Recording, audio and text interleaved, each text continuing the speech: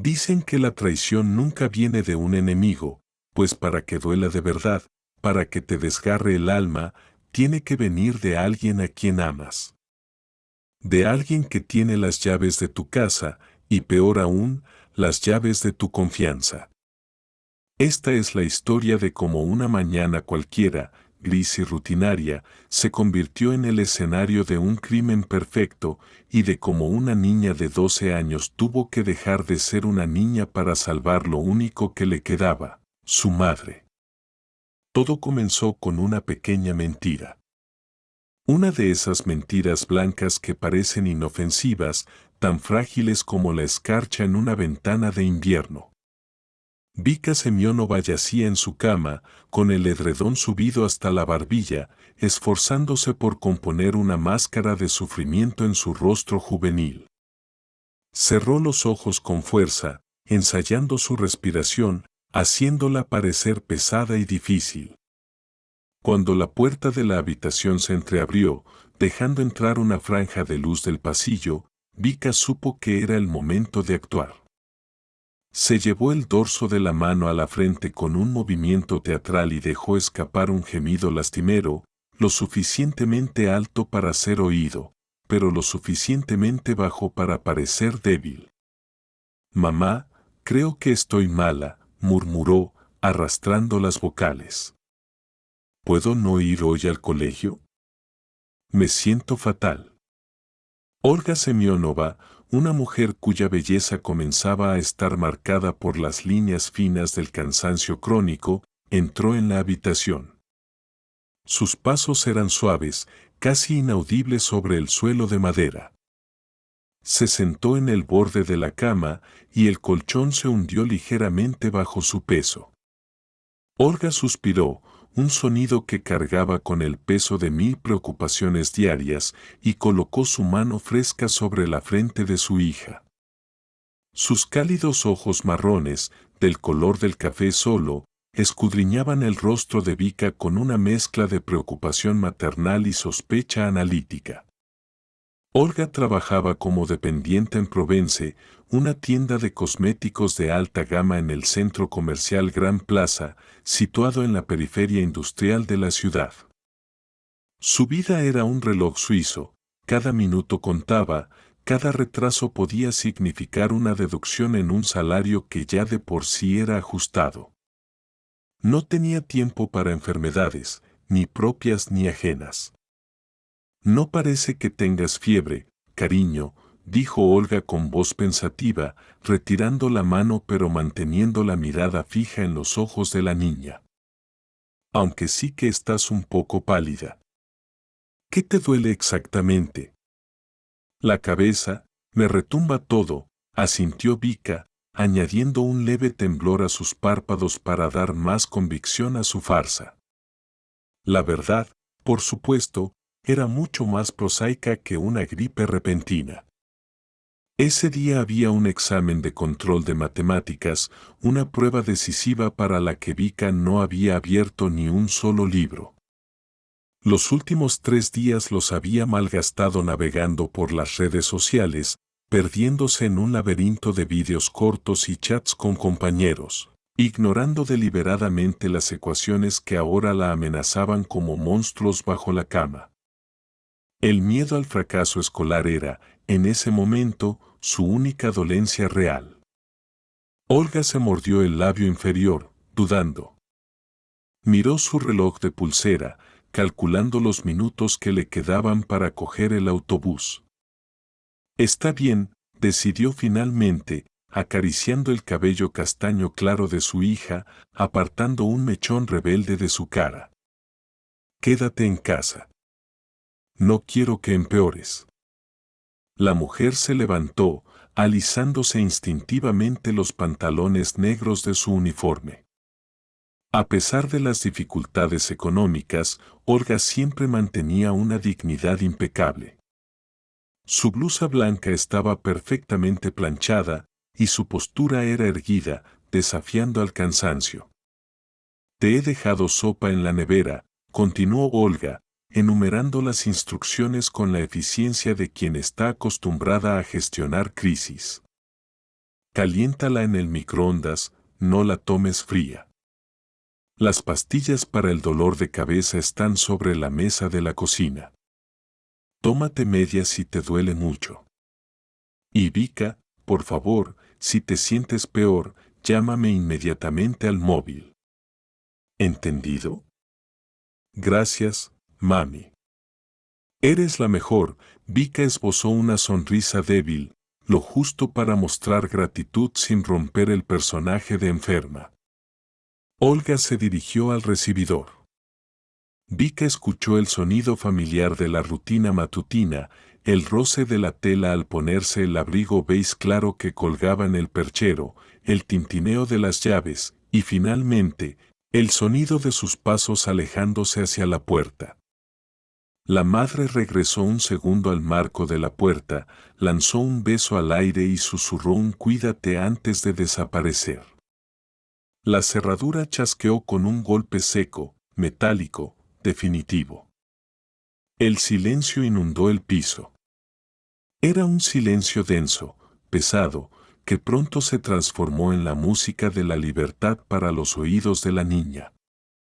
Vika esperó, contando mentalmente hasta 60, asegurándose de que el sonido de los tacones de su madre se hubiera desvanecido por completo en la escalera del edificio. Sí, exclamó, saltando de la cama con una energía explosiva que habría milagrosamente curado cualquier migraña real. Adiós a la debilidad, adiós al dolor de cabeza imaginario. Vika corrió hacia su escritorio, encendió el ordenador y se dejó caer en su silla giratoria, saboreando la perspectiva de un día entero para ella sola. Sin profesores, sin números, sin reglas. Podía ver esa serie nueva de adolescentes de la que todos hablaban, jugar online, o simplemente tumbarse en el sofá y no hacer absolutamente nada.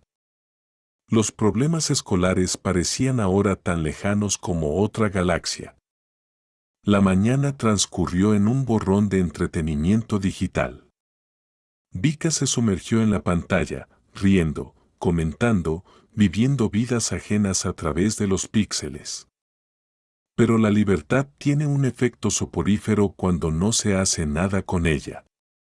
Cerca del mediodía, los ojos de Vika comenzaron a pesarle.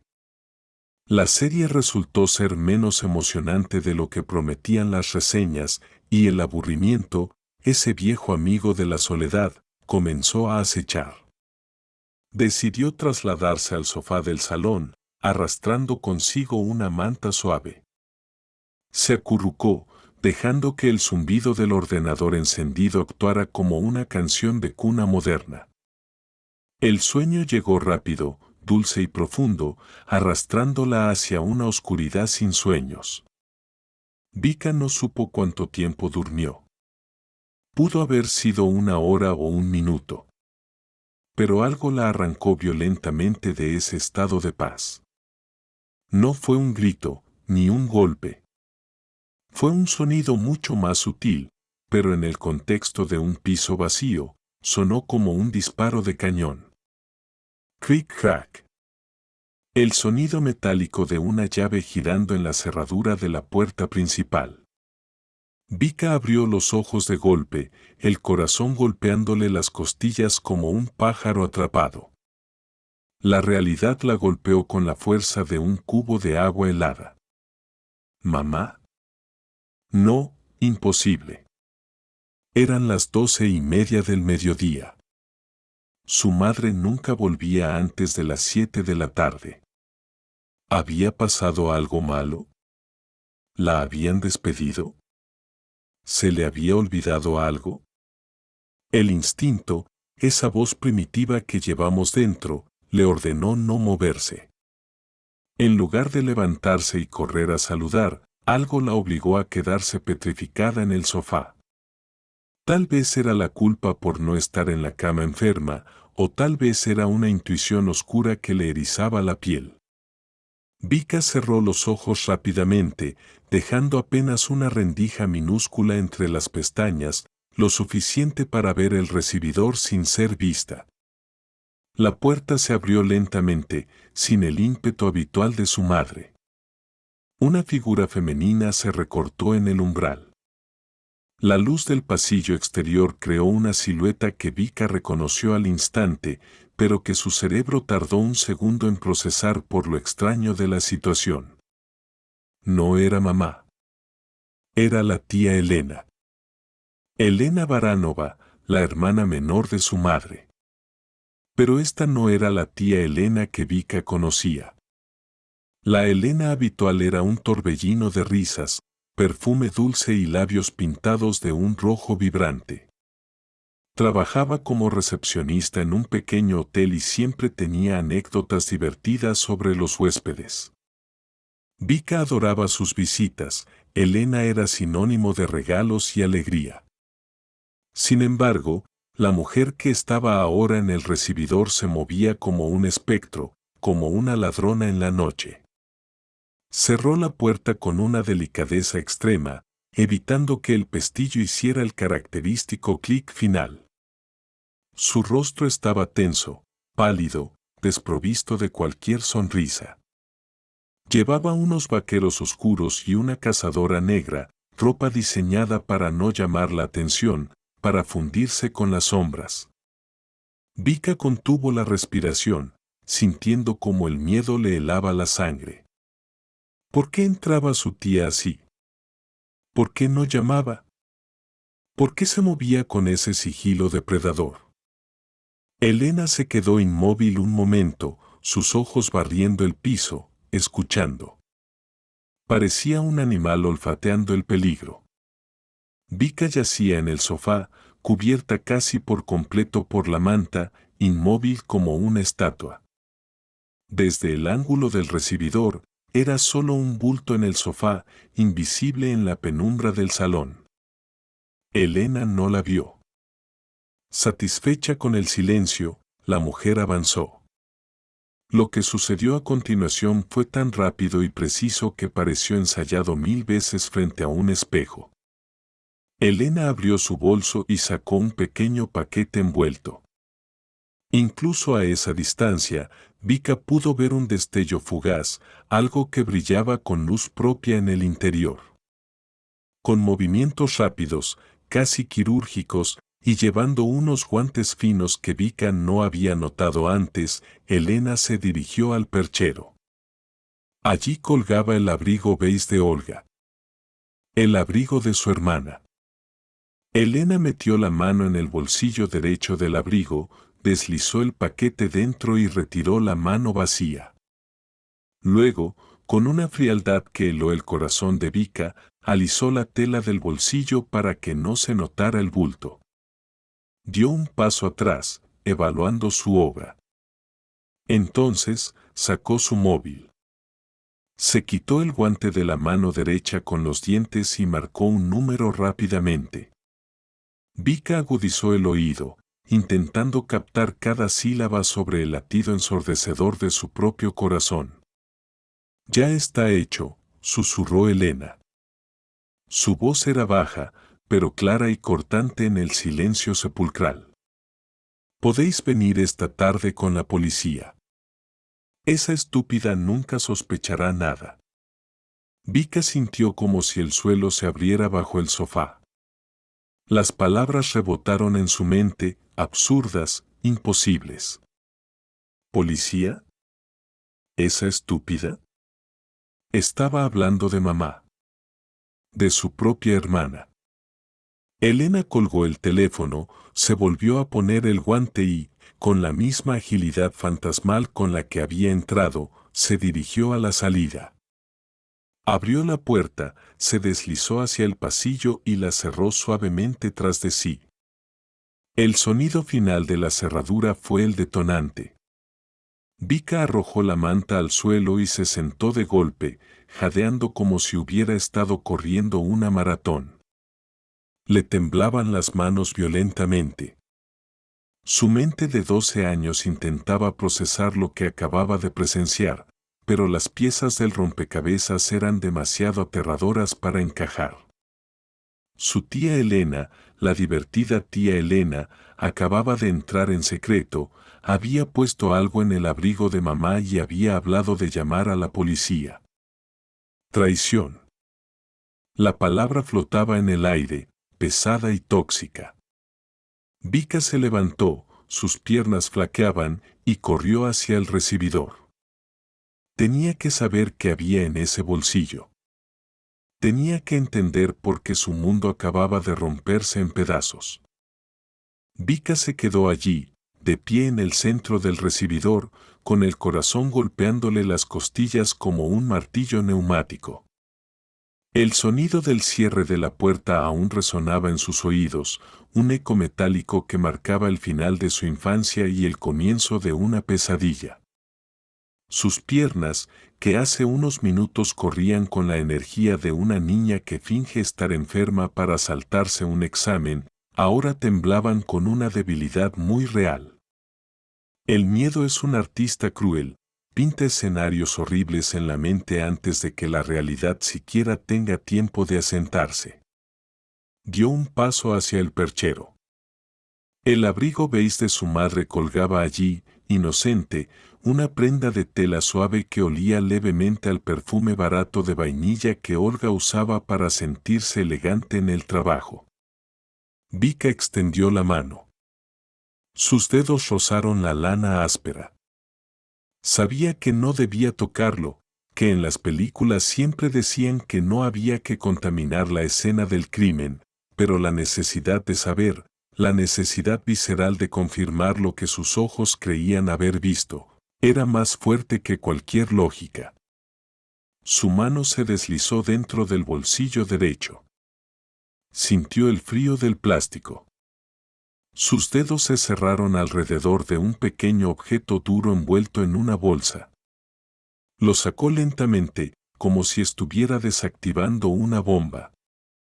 Era un paquete pequeño, transparente, de esos que usan los joyeros o los traficantes en las series policiales. Vika contuvo el aliento y lo abrió. Lo que cayó en su palma no fue una baratija. Fue un destello cegador. Incluso en la penumbra del recibidor, con solo la luz grisácea del mediodía filtrándose desde el salón, el objeto cobró vida propia. Era un collar. Pero no uno cualquiera. Era una cascada de luz, una sinfonía de destellos fríos y cortantes. Los diamantes estaban engarzados en una estructura de platino tan fina que las piedras parecían flotar sobre la piel. La piedra central era enorme, del tamaño de una uña, y refractaba la luz en un arco iris de colores gélidos. Vika tragó saliva. No necesitaba ser una experta en gemología para entender lo que tenía en la mano. Aquello no era bisutería. Aquello pesaba. Aquello tenía la temperatura del hielo eterno. Aquello valía más dinero del que su madre ganaría en 10 vidas trabajando en la tienda de cosméticos.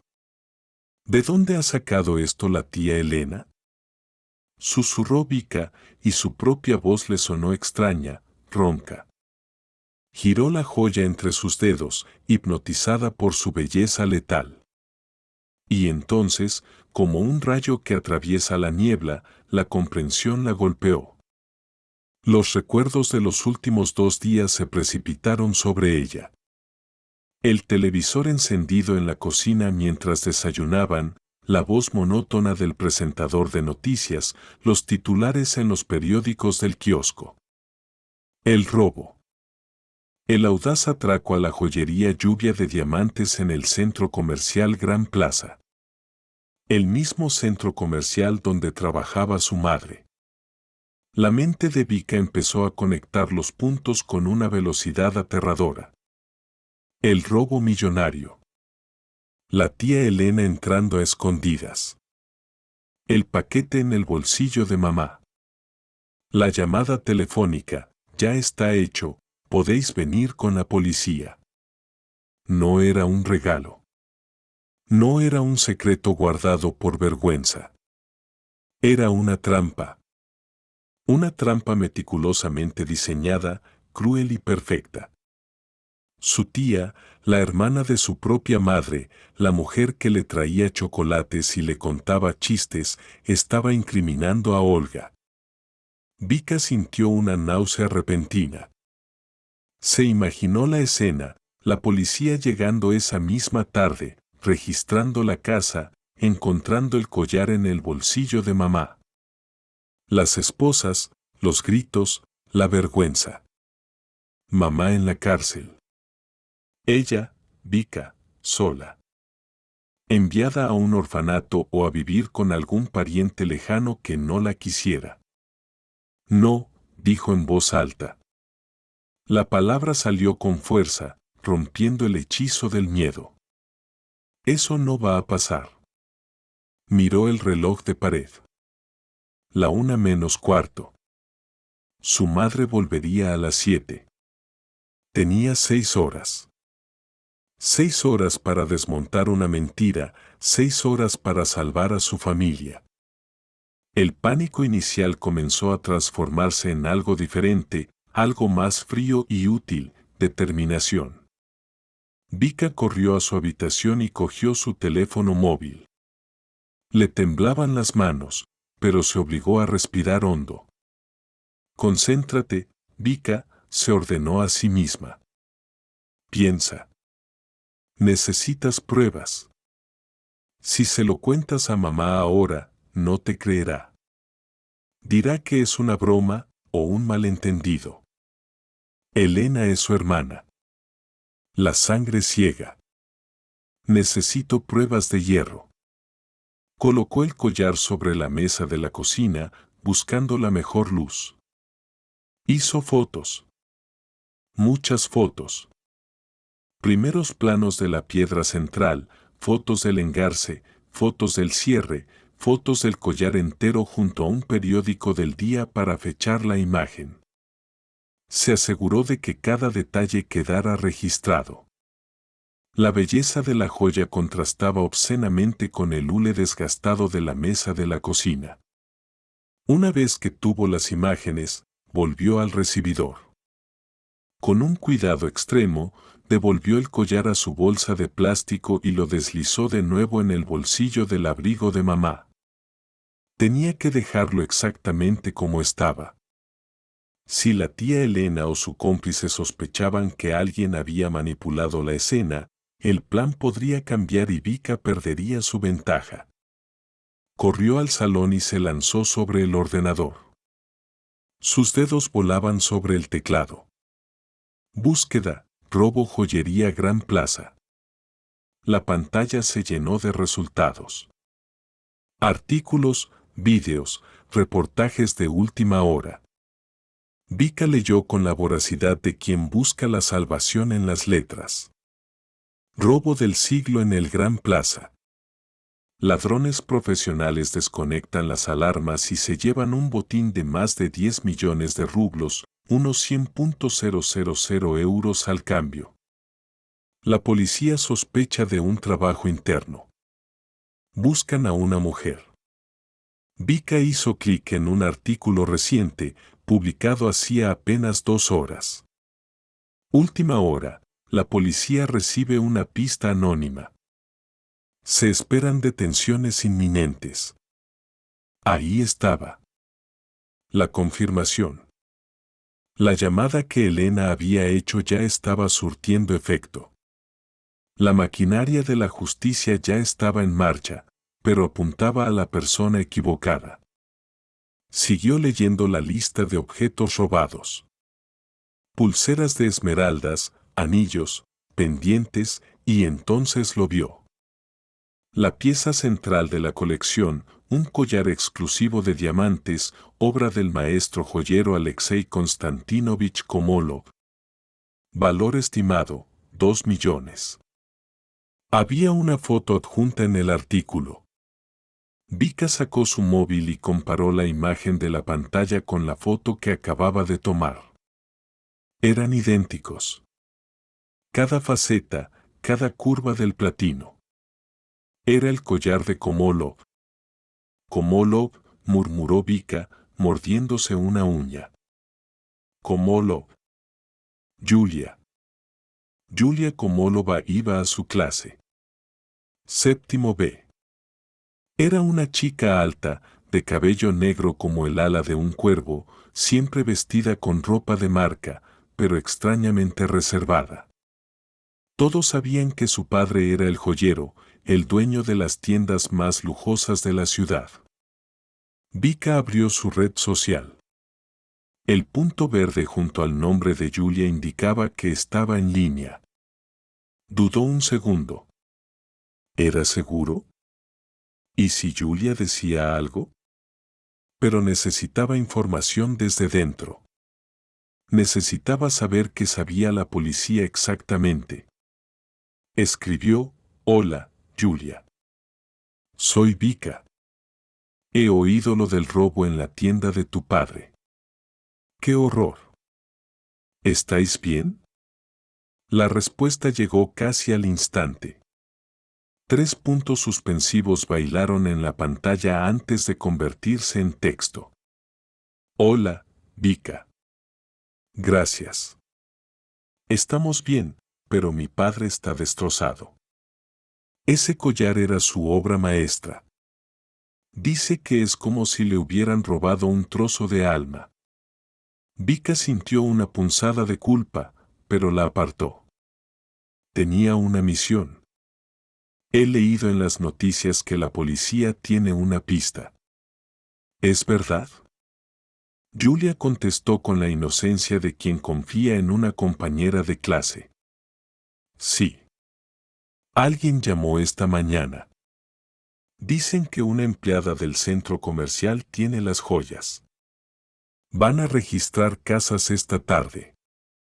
Mi padre espera que encuentren el collar hoy mismo. Vika cerró los ojos. La red se cerraba.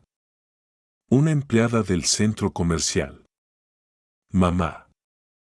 Todo encajaba de manera diabólica. La tía Elena no solo había robado, sino que había elegido a su hermana como el chivo expiatorio perfecto porque trabajaba en el mismo edificio. Era de una crueldad que Vika no lograba comprender. ¿Por qué? ¿Por qué tanto odio? Pero no había tiempo para la filosofía moral. Tenía que pasar a la siguiente fase del plan. Primero, tenía que asegurarse de que la policía encontrara el collar, sí, pero no en el abrigo de mamá. Tenía que encontrar un nuevo escondite. Uno que implicara a la verdadera culpable. Vika miró hacia el armario empotrado del pasillo. Allí, en el estante superior, olvidado entre sombreros viejos y bufandas de invierno, estaba el bolso negro de piel de la tía Elena. Se lo había dejado la semana pasada tras una cena familiar. ¡Ay, qué cabeza la mía! Luego paso a por él, había dicho. Nunca pasó. Vika arrastró una silla, se subió a ella y bajó el bolso. Era pesado, de cuero bueno, con olor a tabaco mentolado y al perfume dulzón de Elena. Abrió la cremallera. Dentro había lo típico, un pintalabios gastado, tickets de compra arrugados, un mechero. Vika corrió al abrigo de mamá, sacó el collar por última vez y lo depositó con cuidado en el bolsillo interior con cremallera del bolso de Elena. Lo cerró. Volvió a colgar el bolso en su sitio exacto, memorizando el ángulo en el que estaba. Listo, susurró.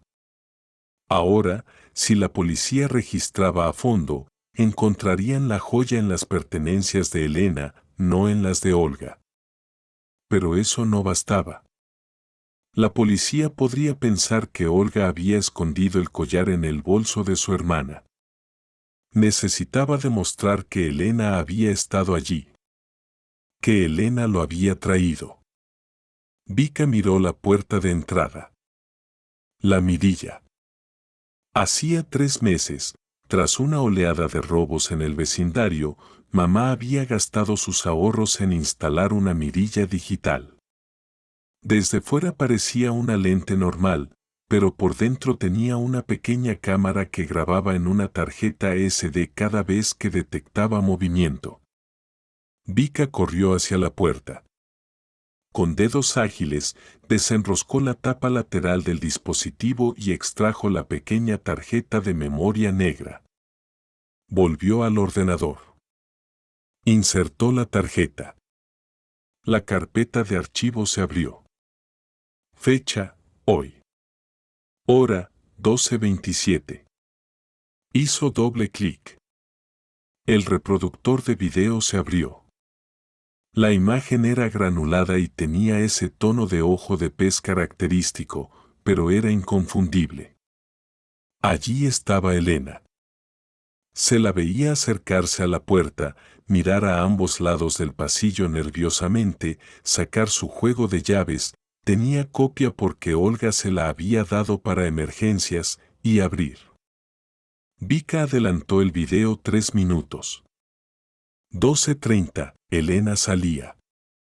Se la veía guardar el teléfono en el bolsillo tras esa llamada fatal. Te tengo, murmuró Vika. Una sensación fría de triunfo la invadió. Tenía la cara de la ladrona, la hora, el acceso no autorizado. Guardó el video en una carpeta segura y lo copió también en un pendrive que se colgó al cuello, bajo la camiseta. Las pruebas digitales eran su seguro de vida. Pero la mente de Vika, ahora funcionando a revoluciones de detective veterano, no se detuvo ahí. Elena no era inteligente. Elena era impulsiva, emocional. Un robo de esta magnitud, con alarmas desactivadas y códigos de seguridad, requería un cerebro técnico. Elena no sabía diferenciar un cable de red de un cable de la tostadora. Tenía que haber alguien más. Un cómplice. Vika abrió el perfil de Facebook de su tía. Elena Baranova era de esas personas que publican todo. Su desayuno, su gato, sus quejas sobre el clima. Vika hizo scroll hacia abajo, retrocediendo semanas en la vida digital de su tía. Y ahí estaba él. Hace 2 meses, Elena había empezado a subir fotos con un hombre nuevo. Cena con mi amor, decía el pie de foto. Nuevo comienzo, decía otra. El hombre era atractivo de una manera ruda. Cabello corto, mirada intensa, tatuajes tribales que asomaban por el cuello de la camisa. Vika amplió la foto. Le sonaba. Lo había visto una vez, cuando la tía lo trajo a casa para presentarlo. Antón. Se llamaba Antón. Mamá había dicho después que no le gustaba, que tenía ojos de tiburón. Vika buscó en los comentarios. Alguien preguntaba, ¿quién es el galán, Lenita? Elena respondía, es Antón Semskov. Mi destino. Búsqueda, Antón Semskov. Internet es un lugar vasto, pero los antecedentes penales dejan huella. Vika encontró una noticia de hacía 3 años en un portal local de sucesos.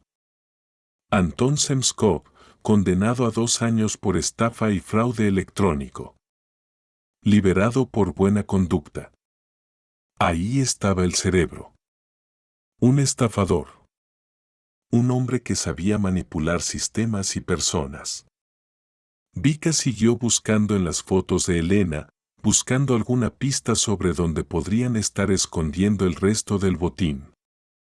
El collar era solo una pieza. Faltaban millones en joyas. Se detuvo en una foto de hacía un mes. Elena y Antón posaban abrazados, sonrientes, frente a un edificio de ladrillo rojo, viejo y desgastado, en una zona industrial.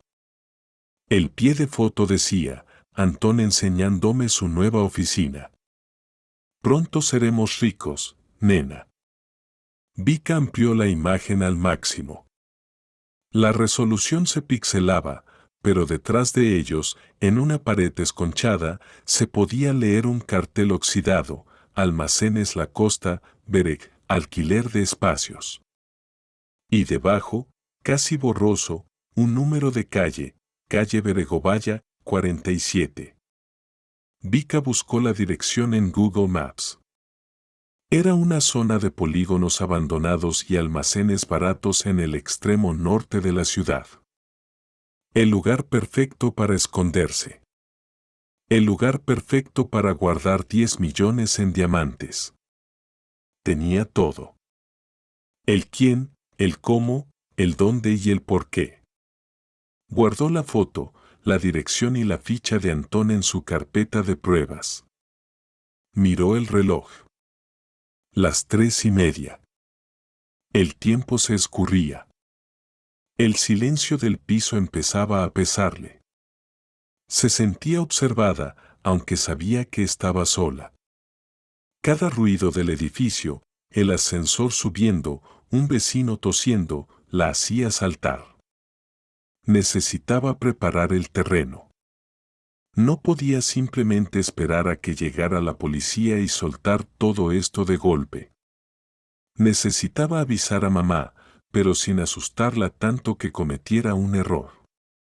Necesitaba que mamá estuviera alerta, pero que actuara con naturalidad. Marcó el número de Olga.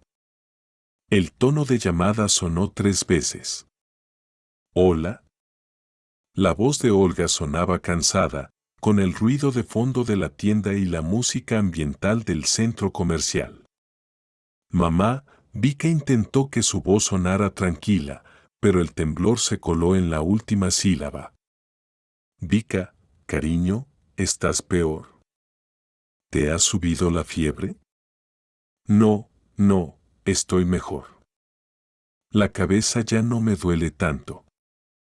Solo, quería preguntarte algo. Dime, rápido que tengo clientes. ¿La tía Elena te dijo que iba a venir hoy a casa? Hubo una pausa al otro lado de la línea. ¿Elena? No. No hemos hablado desde hace días. ¿Por qué?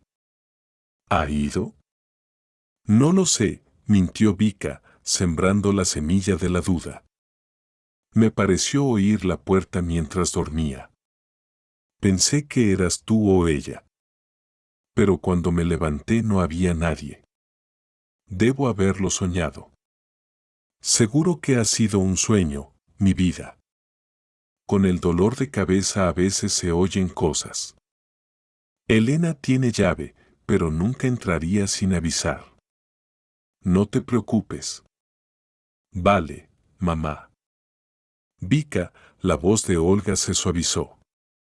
Cierra bien la puerta por dentro. Salgo a las 6. A las 7 estoy ahí. Te quiero. Y yo a ti, mamá. Mucho. Vika colgó. Nunca entraría sin avisar.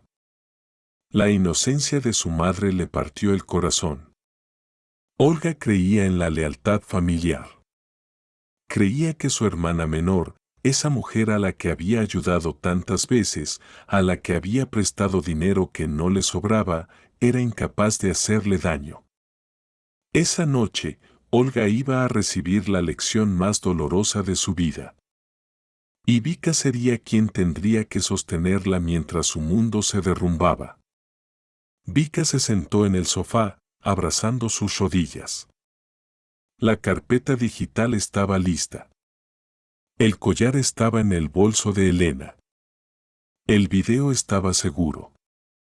Ahora comenzaba la parte más difícil, la espera. Las horas siguientes se arrastraron como un animal herido. Vika intentó comer la sopa, pero le supo a cartón. Intentó ver la televisión, pero las imágenes carecían de sentido. Se paseaba por el salón, repasando su plan una y otra vez. ¿Y si la policía no le creía? ¿Y si pensaban que ella, una niña, había manipulado las pruebas? ¿Y si Antón aparecía? A las 5, se duchó y se vistió. Se puso ropa cómoda, pero decente. No quería parecer una niña enferma en pijama cuando llegaran los agentes. Quería parecer una testigo creíble. Se cepilló el pelo, se lavó la cara con agua fría para quitarse el rastro de miedo de los ojos. A las 6:30, el teléfono fijo sonó, sobresaltándola. Era mamá, avisando que ya salía. Voy para allá. Paso por la farmacia a por vitaminas. Vale, mamá. Ten cuidado. Vika colgó y se acercó a la ventana. El sol empezaba a bajar, tiñendo el cielo de un naranja sucio sobre los bloques de edificios grises. La gente volvía del trabajo, ajena al drama que se cosía en el tercer piso del bloque 4. Y entonces, los vio. Un coche patrulla, blanco y azul, giró en la esquina de la calle y entró en el patio del edificio. Las luces no estaban encendidas, no había sirenas. Venían en silencio. Venían a cazar. Vika sintió que el aire se le escapaba de los pulmones. Detrás del coche patrulla, un vehículo civil oscuro aparcó. De él bajó una mujer con una carpeta bajo el brazo y dos hombres uniformados. Miraron hacia arriba, hacia las ventanas. Vika se apartó de la cortina instintivamente. Ya estaban aquí. El juego había comenzado. No había vuelta atrás. Vika se dirigió a la puerta de entrada. Quitó el seguro, pero dejó la cadena de seguridad puesta.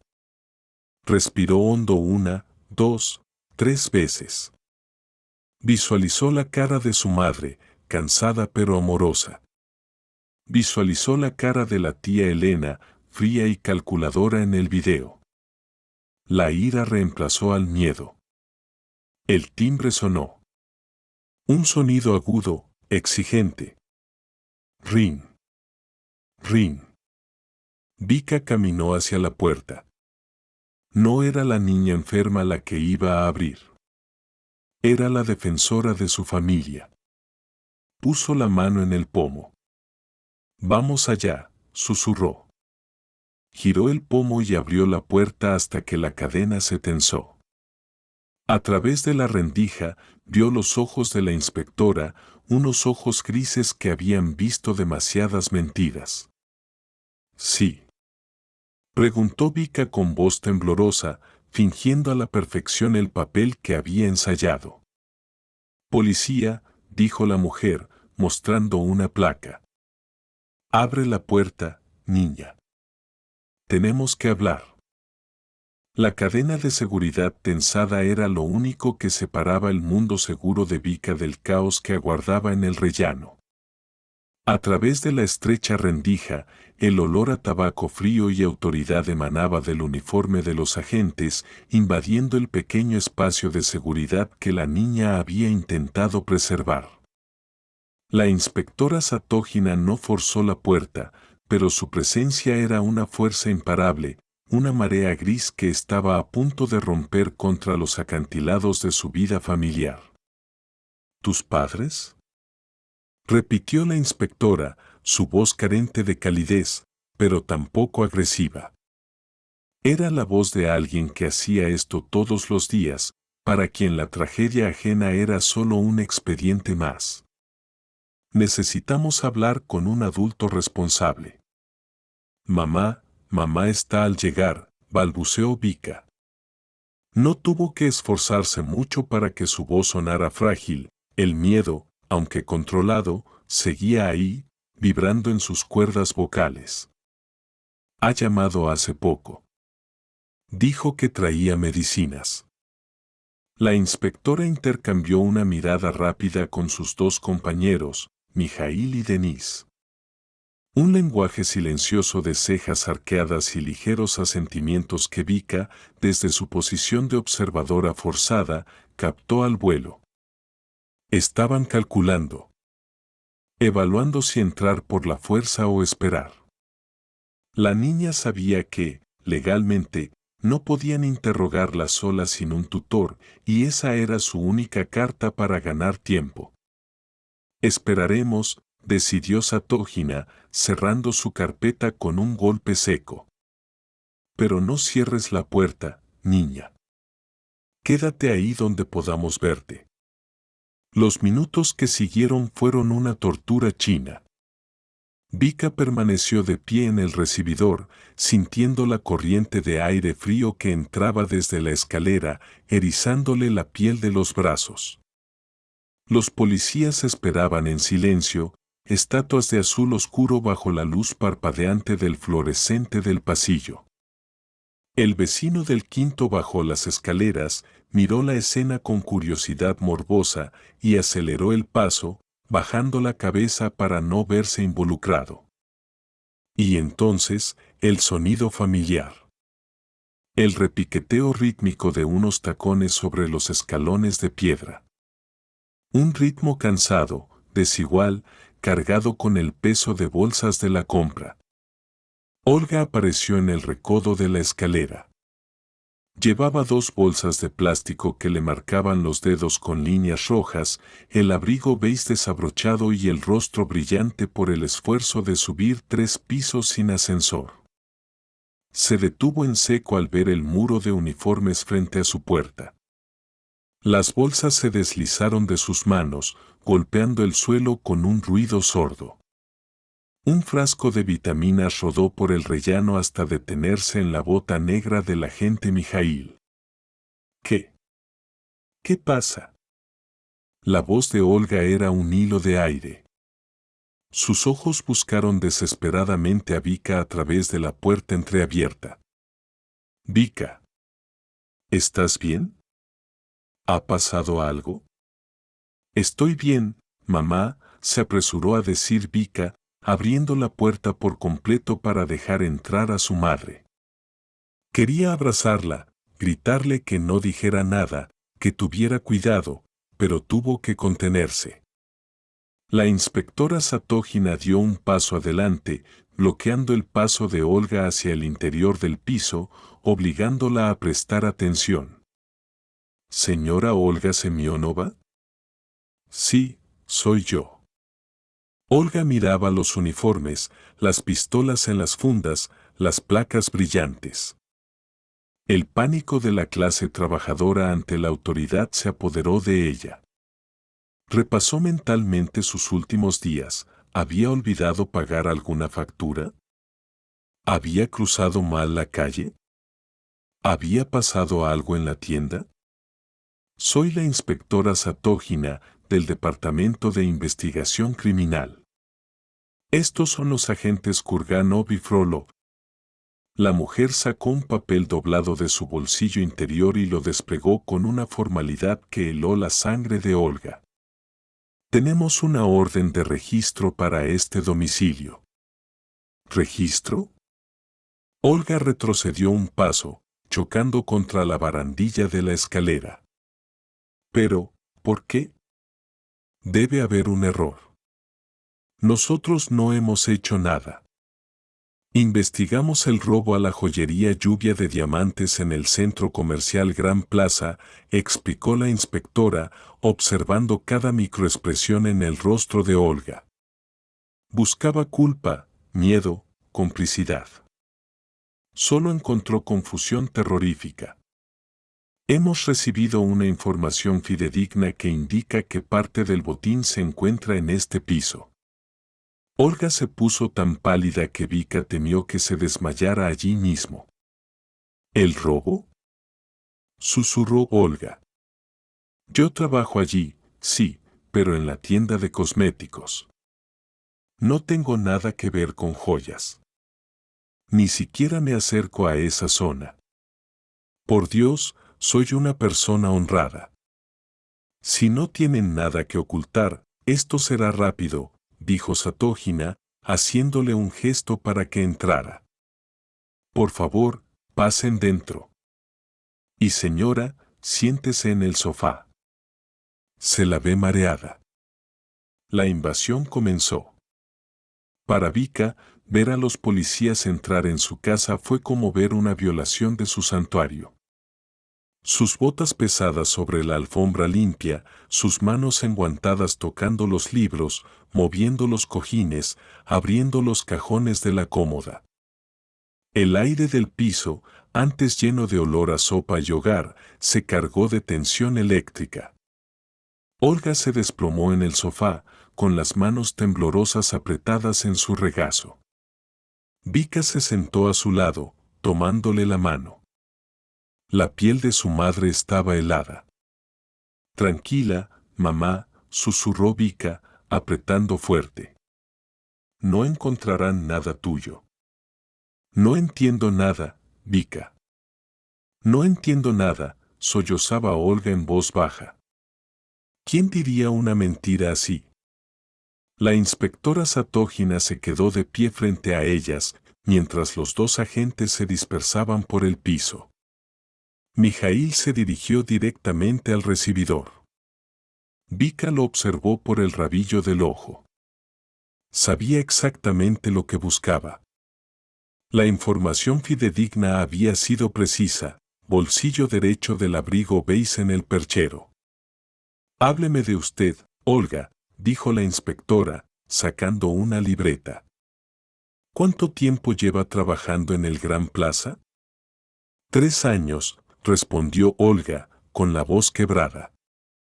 Nunca he tenido una queja. Puede preguntar a mi gerente.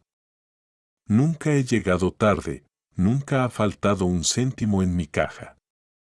¿Vive sola con la niña? Sí. Estoy divorciada. Mi exmarido vive en otra ciudad, apenas tenemos contacto. ¿Quién más tiene llaves de este piso? La pregunta fue lanzada con casualidad, pero Vika supo que era la trampa. Olga dudó un segundo, secándose una lágrima. Solo mi hermana. Elena. Elena Baranova. La inspectora anotó el nombre lentamente. La pluma rasgando el papel sonó demasiado fuerte en el silencio del salón. ¿Y su hermana viene a menudo? A veces. Nos llevamos bien, o eso creía.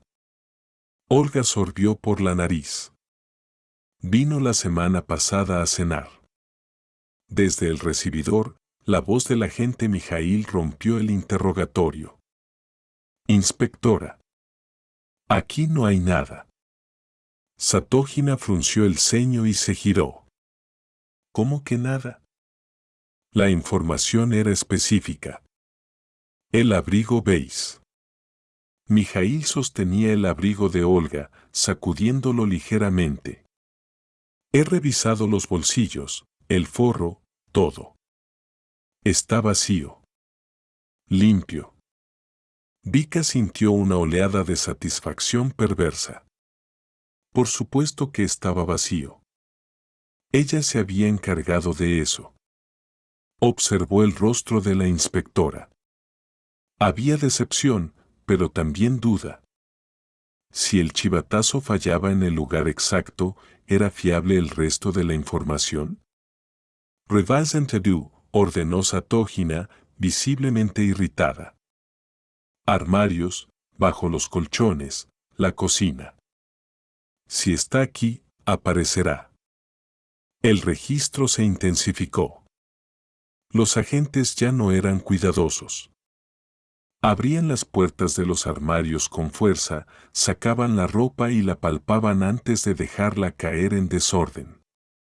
El sonido de las perchas chocando, de los cajones abriéndose y cerrándose, llenaba el piso de una cacofonía angustiante. Olga lloraba en silencio, cada ruido era un golpe a su dignidad. El agente Denis estaba ahora en el recibidor, frente al armario empotrado donde se guardaba la ropa de fuera de temporada. Abrió las puertas de par en par. Vika contuvo el aliento. Ahí está. Denis apartó varias bufandas viejas y su mano se detuvo en el estante superior. ¿Y esto? Preguntó, bajando un bolso de cuero negro, grande y pesado. Olga levantó la vista, con los ojos rojos. Eso es de mi hermana, dijo. Se lo dejó aquí el otro día. Dijo que pasaría a recogerlo, pero se le olvidó. ¿De Elena Baranova? Confirmó la inspectora. Sí. Es su bolso viejo. Creo que lo usaba para el trabajo. Denise colocó el bolso sobre la mesita del recibidor, bajo la luz directa. Se puso unos guantes de látex nuevos. El sonido del látex estirándose hizo que Vika se estremeciera. Era el sonido de la fatalidad. El agente abrió la cremallera principal. Sacó un neceser, una agenda, un par de guantes. Nada incriminatorio. Luego, sus dedos buscaron el bolsillo interior, el que tenía una pequeña cremallera de seguridad. Tiró de la cremallera. Metió la mano. Su expresión cambió. De la indiferencia profesional a la alerta máxima. Sacó lentamente un pequeño paquete de plástico transparente. Inspectora, dijo Denise. Su voz era grave, cargada de tensión. Satógina se acercó rápidamente. Tomó el paquete. A través del plástico, los diamantes captaron la luz de la lámpara del techo y explotaron en 1000 destellos. Era imposible ignorarlo. Era imposible confundirlo con bisutería. Aquello era poder, dinero y crimen condensado en carbono cristalizado. Madre mía, murmuró Mijaíl, acercándose también. La inspectora abrió la bolsa con cuidado y dejó que el collar se deslizara sobre su mano enguantada. La pieza era magnífica. Una gargantilla de platino con incrustaciones de diamantes que parecían lágrimas congeladas. La piedra central, un diamante talla marquesa, dominaba la habitación con su brillo arrogante. El collar de Komolov, sentenció Satógina. Sin duda alguna. Se giró lentamente hacia Olga. Ya no había dudas en su mirada. Solo la frialdad del cazador que ha atrapado a su presa. Señora Semyonova. Acaba de decirnos que este bolso pertenece a su hermana, pero está en su casa, en su armario. ¿Tiene alguna explicación razonable para que una joya de 2 millones de rublos robada hace 2 días esté aquí? Olga se levantó del sofá, temblando violentamente. Sus piernas apenas la sostenían. No. No lo sé. Se lo juro. No sabía que eso estaba ahí. Elena, ella dejó el bolso, yo nunca lo abrí. ¿Su hermana dejó un bolso con un botín millonario y se olvidó de él? La inspectora arqueó una ceja, incrédula. Suena muy conveniente, ¿no cree? ¿O tal vez usted y su hermana planearon esto juntas? ¿Ella robaba y usted escondía? No. Jamás. Gritó Olga, desesperada. Tendrá que acompañarnos a comisaría, dijo Satógina, sacando las esposas. Y me temo que su situación es muy complicada, Olga. Colaboración en robo mayor, posesión de bienes robados. Era el momento. Si Vika esperaba un segundo más, se llevarían a su madre. El guión que había ensayado en su cabeza tenía que ejecutarse ahora, con precisión de actriz ganadora del Oscar. Esperen. La voz de Vika cortó el aire, aguda y clara, rompiendo la dinámica entre la policía y la acusada. La niña se puso de pie, apartándose del lado de su madre. Caminó hacia el centro de la sala, colocándose entre la inspectora y Olga. Levantó la barbilla, dejando caer la máscara de niña asustada para mostrar algo más duro, más resuelto. Mi madre no ha hecho nada, dijo Vika, mirando directamente a los ojos grises de la inspectora. Y yo puedo demostrarlo. Satógina bajó las esposas, pero no las guardó. Miró a la niña con interés. ¿Demostrarlo? ¿Cómo? ¿Qué sabes tú de esto, niña? Sé quién trajo ese collar. Y sé cuándo. Vika respiró hondo. Hoy. A las 12:30. Hoy. La inspectora frunció el ceño. Tu madre dijo que el bolso llevaba aquí una semana. El bolso sí, admitió Vika. Pero el collar no. El collar llegó hoy. Lo trajo la tía Elena. Olga miró a su hija, confundida. Vika, ¿qué estás diciendo? Si tú estabas durmiendo. No estaba durmiendo, mamá. Vika se giró hacia ella, y por primera vez, dejó ver la pena en sus ojos. Fingí estar dormida. Oí la puerta. Pensé que eras tú que volvías pronto. Pero no eras tú. Era la tía Elena. Vika se volvió hacia la policía y comenzó a narrar, con una claridad que sorprendió a los agentes. Entró con su propia llave. Muy despacio. Como si no quisiera que nadie la oyera. Yo estaba en el sofá, tapada con la manta. Ella no me vio. La vi sacar ese paquete de su bolso de mano. Se acercó al perchero y lo metió en el bolsillo de tu abrigo beige, mamá. ¿En mi abrigo? Olga se llevó las manos a la boca. Pero, si lo han encontrado en el bolso de Elena. Porque yo lo cambié, confesó Vika, y esta vez la verdad resonó con fuerza.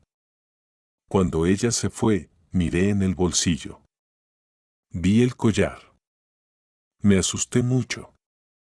Luego recordé lo que ella dijo por teléfono. ¿Habló por teléfono?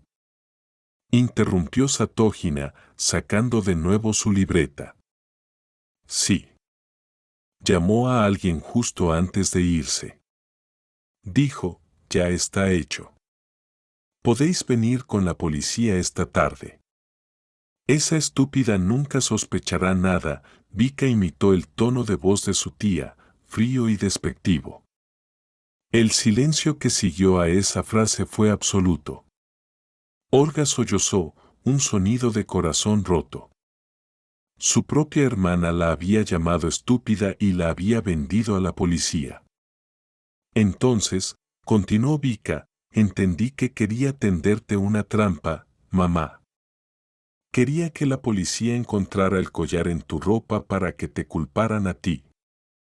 Así que cogí el collar y lo metí en su bolso viejo. Pensé que si querían encontrar a un culpable, deberían encontrarlo en las cosas de la verdadera ladrona. La inspectora Satógina miró a la niña durante un largo momento. Había admiración en su mirada, pero también el escepticismo profesional. Es una historia increíble, Vika. Muy valiente. Pero es tu palabra contra la de tu tía. En un juicio, dirán que te lo has inventado para proteger a tu madre. No es solo mi palabra, dijo Vika, caminando hacia su escritorio. Tengo pruebas. Pruebas de verdad. Los tres policías y Olga la siguieron hasta el ordenador. La pantalla brillaba en la habitación en penumbra. Vika movió el ratón y abrió la carpeta que había preparado. Mamá puso una mirilla con cámara hace 3 meses, explicó Vika. Graba todo lo que pasa en el pasillo. Hizo clic en el archivo de video. 12:27 del mediodía. En la pantalla, con una claridad irrefutable, apareció Elena Baranova. Se la veía acercarse a la puerta, mirar a los lados con nerviosismo evidente y usar su llave para entrar. Vika adelantó el video. 12:30 del mediodía, Elena salía. Se la veía guardar el teléfono móvil en el bolsillo tras la llamada incriminatoria. Su rostro, iluminado por la luz del pasillo, no mostraba el cariño de una hermana, sino la tensión de una criminal. Ahí está, señaló Vika. Entrando cuando nadie debía estar en casa. Sin avisar. Mijaíl silbó por lo bajo. Eso la sitúa en la escena del crimen justo antes del chivatazo. Y hay más, dijo Vika. Abrió la carpeta de fotos. Hice fotos del collar en cuanto lo encontré en el abrigo. Miren la hora de los archivos. 12:35 del mediodía. 5 minutos después de que ella se fuera. La inspectora Satógina asintió lentamente. La rigidez de su postura se relajó. Ya no miraba a una sospechosa y a su hija cómplice. Miraba a una víctima y a una pequeña heroína. Esto cambia todo, dijo Satógina. Sacó su móvil inmediatamente. Central, aquí Satógina. Código rojo en el caso Gran Plaza. Tengo el collar. Repito, tengo el collar. Pero la sospechosa no es Olga Semyonova. Soliciten orden de detención inmediata para Elena Baranova. Olga se dejó caer en la silla del ordenador, ocultando su rostro entre las manos. Elena, mi propia hermana. ¿Por qué? ¿Por qué me odia tanto? Vika puso una mano en el hombro de su madre, consolándola, pero su mente seguía trabajando. Aún no había terminado. Faltaba la pieza final del rompecabezas. Inspectora, dijo Vika, hay algo más. Elena no hizo esto sola. Ella no sabe desconectar alarmas. Satógina colgó el teléfono y miró a la niña. ¿Sabes quién la ayudó? Creo que sí. Su novio. Se llama Anton Semskov. Vika tecleó el nombre en el buscador y abrió la ficha que había encontrado. Tiene antecedentes por estafa. Elena lleva saliendo con él 2 meses. Y creo saber dónde tienen el resto de las joyas. Los ojos de la inspectora se abrieron de par en par. ¿Sabes dónde están? Vika abrió la foto de la red social. Elena y Antón abrazados frente al viejo edificio de ladrillo. Esta foto es de hace un mes. El cartel de atrás. Almacenes La Costa, calle Beregovaya 47. Elena puso que era su nueva oficina. Antón no tiene trabajo conocido. Es un almacén abandonado. Es el escondite perfecto. Satógina miró la foto, luego miró a Vika, y finalmente sonrió. Una sonrisa genuina, de respeto. Agente Kurganov, agente Frolov, ladró la inspectora. Llamada a los equipos tácticos. Quiero 2 unidades en el domicilio de Elena Baranova y al equipo de asalto en la calle Beregovaya 47. Ahora mismo. El piso se convirtió en un centro de comando. Las radios de los policías crepitaban con órdenes y códigos. 10-4, unidades en movimiento. Objetivo localizado. Perímetro establecido. Vika y Olga se quedaron en un rincón, observando cómo la maquinaria de la justicia, que minutos antes amenazaba con aplastarlas, ahora se dirigía como un misil teledirigido hacia los verdaderos culpables. La espera esta vez fue diferente. Ya no había miedo a la cárcel, pero sí una angustia emocional profunda. Olga no dejaba de llorar, una mezcla de alivio por no ser arrestada y de dolor insoportable por la traición. Vika le trajo un vaso de agua y se sentó a sus pies, apoyando la cabeza en sus rodillas. Lo siento, mamá, susurró Vika. Siento que tengas que pasar por esto. Tú me has salvado, Vika, dijo Olga, acariciando el pelo de su hija con dedos temblorosos. Eres más valiente que yo. Eres más lista que yo. Si no fuera por ti. SHHH. Ya pasó. Pasaron 2 horas. El sol se puso por completo y la oscuridad cubrió la ciudad. La inspectora Satógina permaneció en el piso, coordinando la operación por teléfono, respetando el espacio de la familia pero manteniéndose presente para asegurar la cadena de custodia de las pruebas. Finalmente, a las 9 de la noche, el teléfono de la inspectora sonó. Ella contestó, escuchó brevemente y colgó. Se giró hacia Vika y Olga. Su rostro estaba serio, pero tranquilo. Ya está, anunció. Hemos detenido a Elena Baranova en su puesto de trabajo.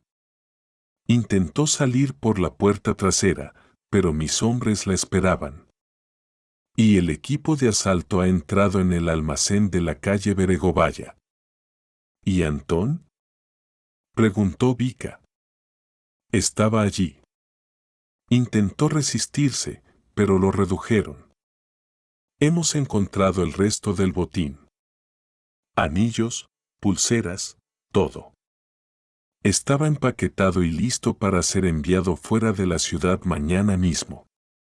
Olga soltó un suspiro largo, como si hubiera estado conteniendo la respiración durante horas. ¿Y ahora qué? Ahora, Elena y Antón se enfrentan a cargos muy graves, explicó Satógina. Robo con fuerza, organización criminal y, en el caso de su hermana, denuncia falsa y simulación de delito para incriminar a una inocente. Van a pasar mucho tiempo a la sombra, Olga. ¿7 años? Preguntó Olga, recordando vagamente las leyes. Mínimo. Probablemente más para Zemskov por sus antecedentes. La inspectora se agachó frente a Vika, poniéndose a su altura. Niña, has hecho un trabajo policial mejor que muchos de mis cadetes. Has mantenido la cabeza fría en una situación imposible. Has salvado a tu madre de un error judicial que le habría arruinado la vida. Deberías estar muy orgullosa. Vika sintió, pero no sonrió. No se sentía como una heroína de película. Se sentía cansada, increíblemente vieja para sus 12 años. Había ganado, sí. Había derrotado a los malos. Pero el malo era su tía, la mujer que le enseñó a hacer trenzas en el pelo. La victoria tenía un sabor amargo, metálico, como la sangre en la boca después de morderse la lengua. Tendréis que venir mañana a comisaría para firmar la declaración oficial, dijo la inspectora, levantándose y haciendo una señal a sus agentes para que recogieran el equipo. Por hoy, descansad. Dejaremos una patrulla fuera del edificio por seguridad esta noche. Cuando la puerta se cerró tras la policía, el silencio volvió al piso. Pero ya no era el mismo silencio de la mañana. Era un silencio denso, cargado de preguntas sin respuesta y de un dolor que tardaría mucho tiempo en cicatrizar. Olga se levantó y caminó hacia la ventana, mirando la oscuridad de la calle. Mi hermana, susurró al cristal frío. Mi propia sangre. Por dinero. Todo por dinero. Vika se acercó y la abrazó por la cintura, apoyando la mejilla en su espalda. No es culpa tuya, mamá. Ella eligió. Tú no tienes la culpa de sus decisiones. Lo sé, pero duele, Vika. Duele más que cualquier golpe. Esa noche, madre e hija durmieron juntas en la cama grande. Ninguna de las dos pudo pegar ojo hasta bien entrada la madrugada. Escuchaban el viento golpear las ventanas y en cada ráfaga parecía oírse el eco de una llave girando en una cerradura, recordándoles que la seguridad es una ilusión y que a veces los monstruos no viven debajo de la cama, sino que tienen copia de las llaves de casa. El sol salió al día siguiente, indiferente al drama que había sacudido el pequeño apartamento de los Semyonova. Pero para Vika y Olga, esa luz de la mañana tenía un matiz diferente. Ya no era la luz de la rutina, sino la luz cruda y reveladora de la verdad. El miedo a la policía había desaparecido, reemplazado por un vacío emocional, una especie de resaca del alma que deja la traición cuando la adrenalina se evapora. El sábado por la mañana, madre e hija se dirigieron a la comisaría central. El edificio, una mole de hormigón gris, olía a café rancio, tinta de impresora y desesperación humana. Allí las esperaba el mayor Konstantin Rogachov, el jefe de la investigación. Era un hombre imponente, de unos 50 años, con el rostro surcado por arrugas que parecían mapas de todos los crímenes que había resuelto. Rogachov escuchó la declaración oficial de Vika en silencio, asintiendo gravemente. No la trató como a una niña, sino como a un testigo clave. Cuando la secretaria terminó de teclear el acta, el mayor se quitó las gafas y miró a Vika a los ojos. Pequeña, dijo con una voz ronca que inspiraba respeto, has hecho algo extraordinario. La mayoría de los adultos en tu situación se habrían paralizado o habrían cometido un error fatal. Tú mantuviste la cabeza fría, recolectaste pruebas y actuaste con precisión quirúrgica. Tienes madera, niña. Tienes un talento natural para la investigación. Vika esbozó una sonrisa tímida. Esas palabras, viniendo de un hombre que cazaba criminales para vivir, fueron un bálsamo para su autoestima herida. Al salir de la comisaría, el aire fresco de la primavera parecía limpiar sus pulmones. Pero la herida seguía ahí, abierta y pulsante. Mamá, preguntó Vika de repente, deteniéndose en la acera. ¿Podemos ver a la tía Elena? Olga se detuvo en seco. Sus ojos se oscurecieron. ¿Para qué, Vika? Nos ha traicionado. Ha intentado enviarme a la cárcel. Lo sé, respondió la niña con madurez. Sorprenden, pero necesito entender. Necesito escucharlo de su boca. Si no la veo, siempre me quedará la duda de si la tía que yo quería era real o solo una máscara. Olga suspiró, derrotada por la lógica aplastante de su hija. Asintió lentamente. Está bien. Pediré permiso al instructor. La noticia del robo frustrado y la niña detective corrió como la pólvora. Los periódicos locales titularon La niña que burló a los ladrones de diamantes.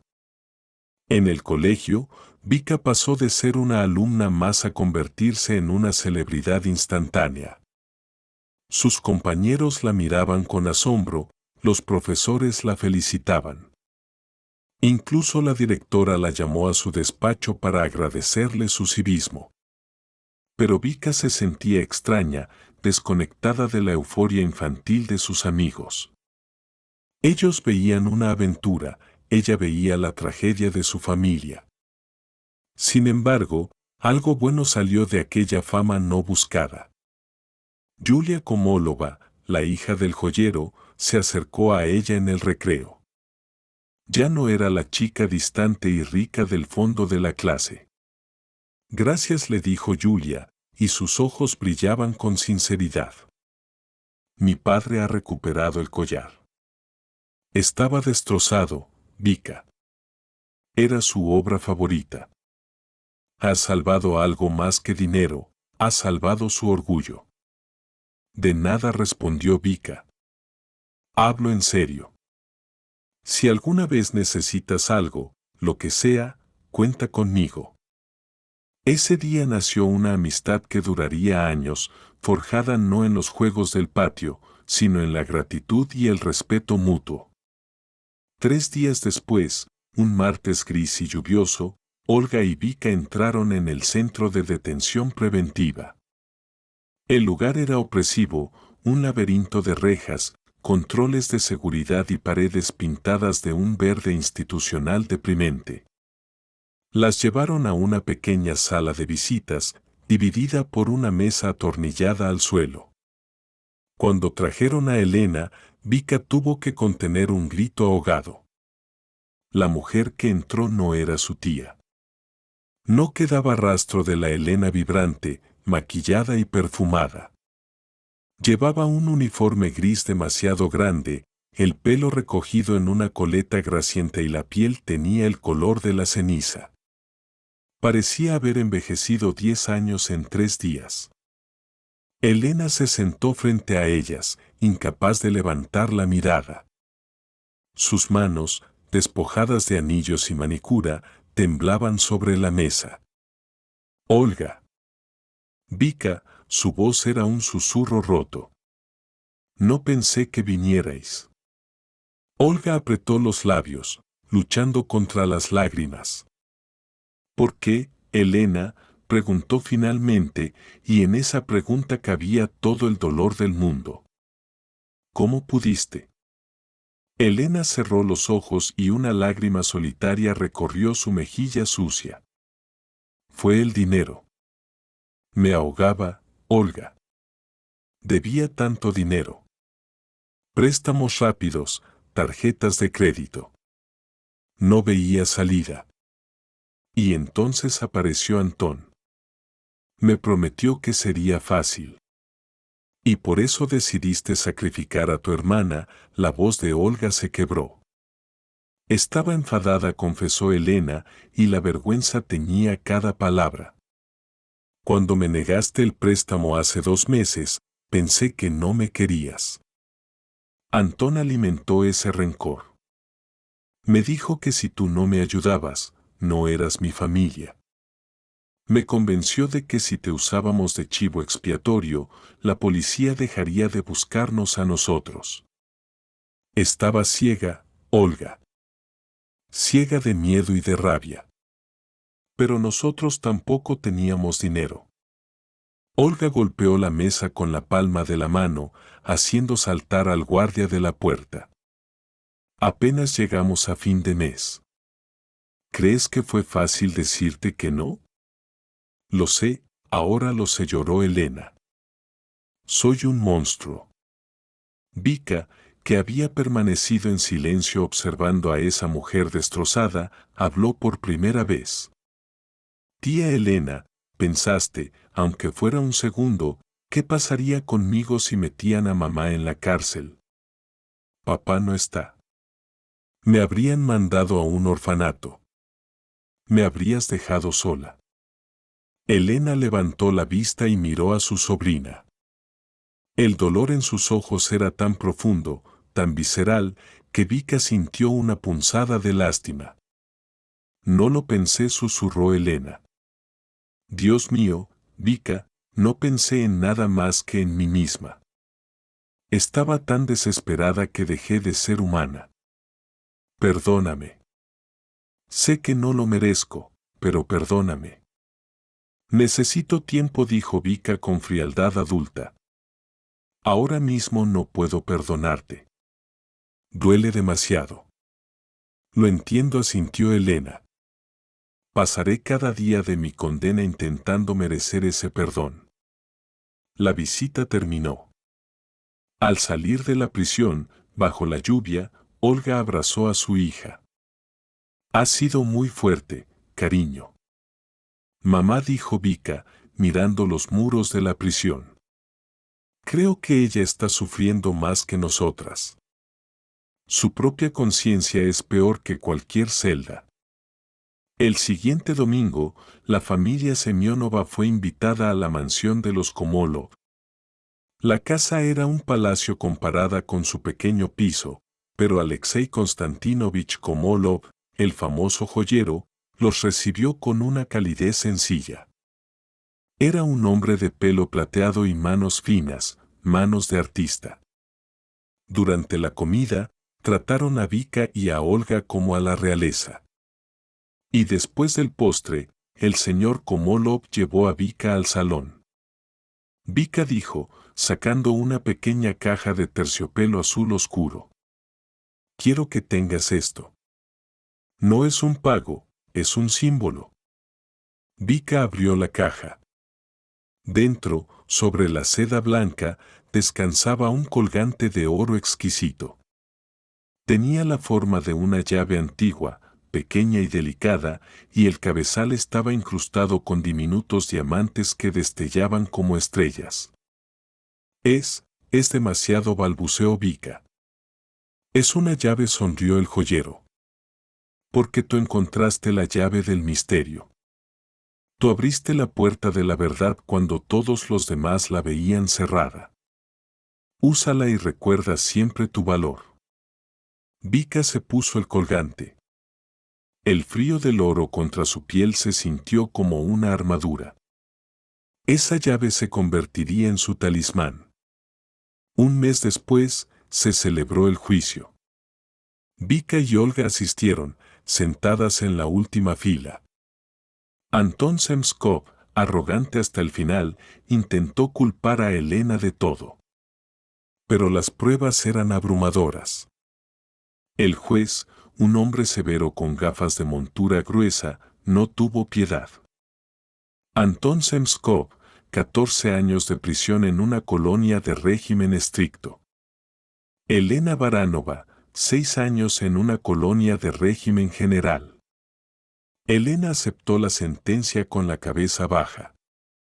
Cuando los guardias se la llevaban, se giró un instante hacia el público. Sus ojos encontraron los de Vika. No hubo palabras, solo una mirada de infinita tristeza y una promesa muda de cambio. La vida siguió su curso, imparable como un río. Las semanas se convirtieron en meses, y los meses en años. La herida aguda de la traición comenzó a cicatrizar, convirtiéndose en una cicatriz que a veces picaba cuando cambiaba el tiempo, pero que ya no sangraba. Elena comenzó a escribir cartas desde la prisión.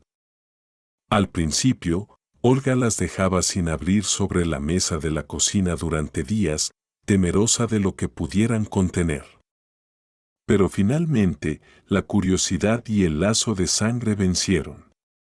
Las cartas de Elena no eran quejas ni peticiones. Eran crónicas de un arrepentimiento.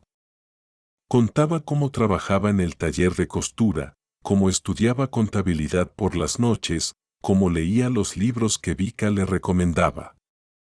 Decía que la prisión le había quitado la libertad, pero le había devuelto la cordura. Vika crecía. La niña que fingió estar enferma se transformó en una adolescente estudiosa y seria. El incidente había despertado en ella una sed insaciable de justicia. Ya no quería ser veterinaria o diseñadora. Quería entender la ley. Quería entender por qué la gente buena hace cosas malas. Se apuntó a cursos de historia y derecho. Devoraba novelas policíacas y tratados de criminología. Su amistad con Yulia Komolova floreció. Yulia diseñaba joyas soñando con seguir los pasos de su padre, y Vika analizaba casos famosos soñando con los tribunales. Un otoño, cuando Vika ya estaba en 8º curso, decidió que era hora de volver a ver a su tía. Mamá dijo una noche durante la cena. Quiero ir a visitarla. He leído sus cartas. Creo que ha cambiado de verdad. Olga asintió, removiendo su té. Yo también lo creo. El rencor es una maleta muy pesada para cargarla toda la vida, hija. Vamos. El reencuentro en la colonia fue diferente esta vez. Elena había recuperado algo de su brillo, pero era un brillo distinto. Más sobrio, más profundo. Ya no había rastro de la mujer frívola de antes. Hablaron durante horas. Elena les contó sobre las otras mujeres de la prisión, historias de vidas rotas por la pobreza, el abuso y las malas decisiones. ¿Sabes, Vika?, le dijo Elena. Aquí he aprendido que la línea entre el bien y el mal es muy fina. A veces, solo hace falta un mal día y una mala compañía para cruzarla. Esas palabras se quedaron grabadas en la mente de Vika. Reforzaron su decisión. No quería ser solo alguien que castiga a los culpables, quería ser alguien que entiende las causas. El tiempo voló. Vika ganó olimpiadas escolares de ciencias sociales. El mayor Rogachov, que no la había olvidado, la invitó a un programa de puertas abiertas en la policía. Allí, entre archivos polvorientos y laboratorios forenses, Vika confirmó su vocación. Incluso hizo prácticas no remuneradas, ayudando a archivar casos antiguos. Leyendo expedientes, vio patrones que se repetían, mujeres manipuladas por sus parejas, deudas que asfixiaban la moral, miedos que llevaban al crimen. Vio reflejada la historia de su tía en docenas de otros rostros. Comprendió que la justicia no es solo blanco y negro, es una escala infinita de grises. 3 años después de la sentencia, llegó la noticia. Elena había obtenido la libertad condicional por buena conducta y por haber completado sus estudios. Iba a salir. El día de la liberación fue un día de sol radiante, muy parecido a aquel día oscuro del robo, cerrando así un ciclo kármico. Vika y Olga esperaron junto al coche fuera de los muros de la prisión. Cuando la puerta de metal se abrió con un chirrido pesado, Elena salió. Llevaba una bolsa de deporte al hombro y vestía ropa sencilla. Se detuvo, respirando el aire libre como si fuera el perfume más caro del mundo. Vio a su hermana y a su sobrina. Dudó un instante, temerosa. Pero Olga no esperó. Corrió hacia ella y la abrazó. Un abrazo fuerte, desesperado, que borraba 3 años de dolor. Perdóname, sollozaba Elena en el hombro de su hermana. Perdóname. Ya pasó, susurró Olga. Estás aquí. Empieza de nuevo. Vika se unió al abrazo. Sintió el cuerpo delgado de su tía temblar. En ese momento, Vika comprendió el verdadero significado de la justicia. La justicia no era solo la cárcel, la justicia era también la oportunidad de redención. De camino a casa, Elena les contó sus planes. Tenía un trabajo esperándola como auxiliar contable en una pequeña empresa que aceptaba exconvictos. Viviría en un apartamento alquilado. Iba a empezar de cero, con humildad, pero con la cabeza alta. ¿Y tú, Vika?, dijo Elena, mirándola desde el asiento del copiloto. He oído que vas a ser abogada. Sí, asintió Vika. Quiero defender a los inocentes. Y quiero ayudar a que los culpables tengan un juicio justo. Elena sonrió, y por primera vez en años, su sonrisa llegó a sus ojos. Esa historia terrible, al final sirvió para algo. Creó a una mujer maravillosa. Pasaron 4 años más. Vika Semionova subió al estrado del paraninfo de la universidad. La toga negra ondeaba a su alrededor. Cuando recibió su diploma de Derecho con honores, buscó entre el público. Allí estaba su madre, llorando de orgullo. Y a su lado, aplaudiendo con fuerza, estaba su tía Elena. Elena había cumplido su palabra. Se había reintegrado, trabajaba duro, vivía una vida honesta y tranquila.